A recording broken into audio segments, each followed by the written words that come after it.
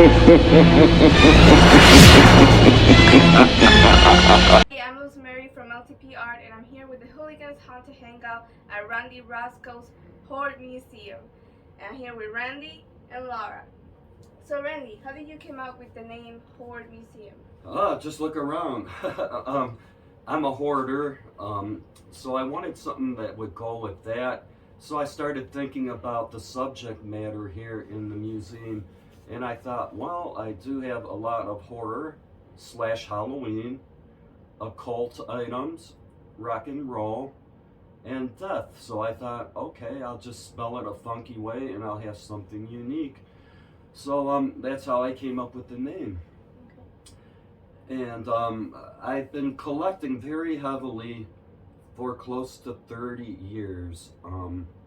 When I first started out, when I was young, like a teenager and in my 20s, I would pick up something here and there, but I didn't have much money.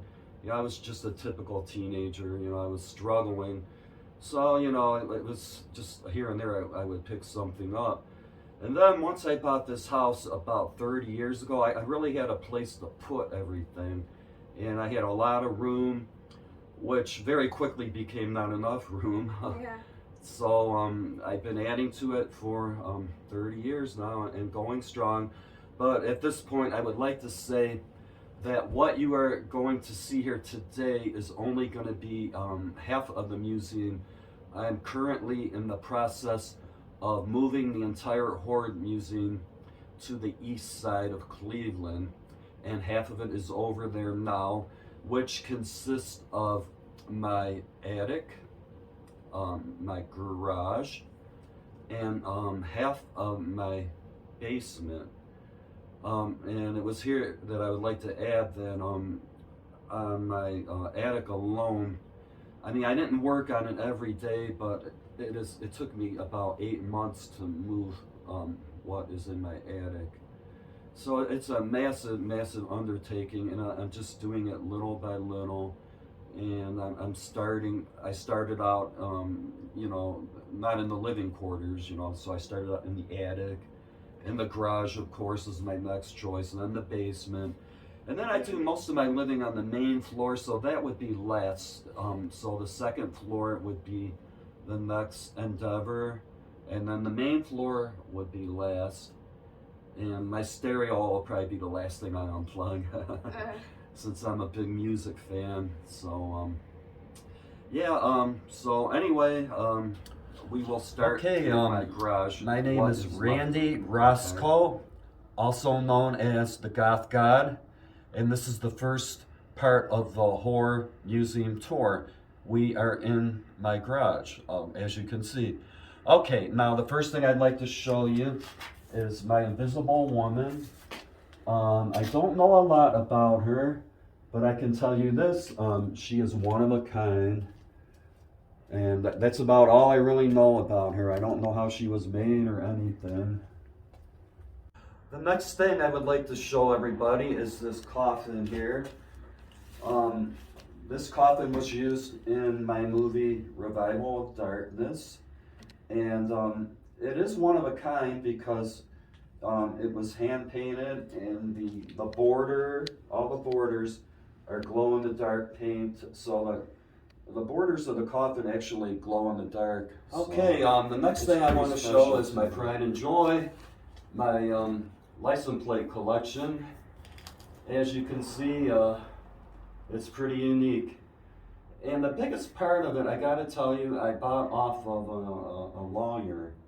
I'm not gonna disclose his name, but he's the one that really got me started on this collection. And most of them are real. The only ones that aren't real, to my knowledge, are the Ghostbusters one here, the Death 666, and the Mothman. But that Mothman is very limited. The guy I bought it off of, he had them specially made, and I think he said he did 100 of them. Other than that, these are all real license plates. And you did not see anything like that. That's really Kentucky too.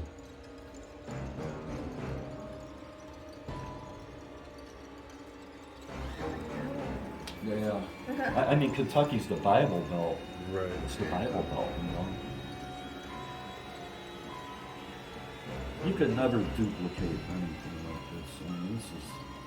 You know, the fact that they're real plates is what Yeah. really makes it That's what awesome. really blew me away. I have another one-of-a-kind work of art. This guy here. got it from, he was a satanic This was monk. done by the same artist that did The Invisible Woman. This is, like I said, this is one of a kind, and it's a scarecrow.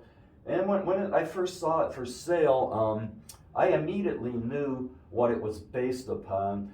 There's a movie called Scarecrows, and I knew that it was based upon that. It's kind of an obscure horror movie. And I did ask him about it, and I was right. So anyway, this is my one-of-a-kind scarecrow. And this is all welded together. I mean, this thing does not come apart. And it is, the framework is metal. So I mean, it's heavy duty, it's the real deal.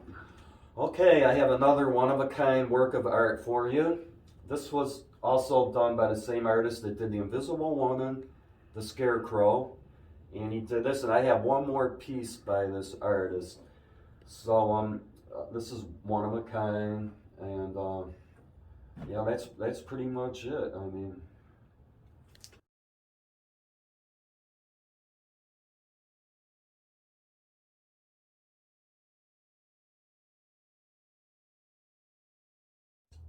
okay, I'm just trying. I never noticed. I just noticed something on here.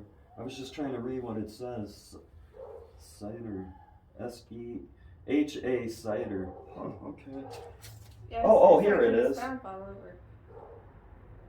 Cider. Oh, okay. I don't Learn know. something new in your own place. Yeah, well, the lighting, it's so dark in here, you know. I Right. couldn't really, that's such a good light, you know. A rare item here, a wicker coffin. And I really don't know much about it, but I do see stenciled here. It says H.A. Seither, and that's spelled Seither. So I don't know if that was a funeral director or what. But one thing about this, I'll tell you, is it's in very good shape. And I've been told usually the straps are rotted off.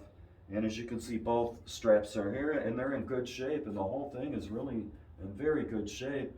I mean, when you consider it's over 100 years old. What would they use those for? I think they used them in the battlefield, is what I think, because they would put ice in it, and you know, when body fluids and stuff would leak out, you know, so right through it. So you know, if you had a coffin, you would have all those fluids in there, and you'd be carrying around all that weight. I think that's what they were used for. I'm thinking pre-World War I, I think. Right. I never really researched it, but to me, it looks like it's from that period.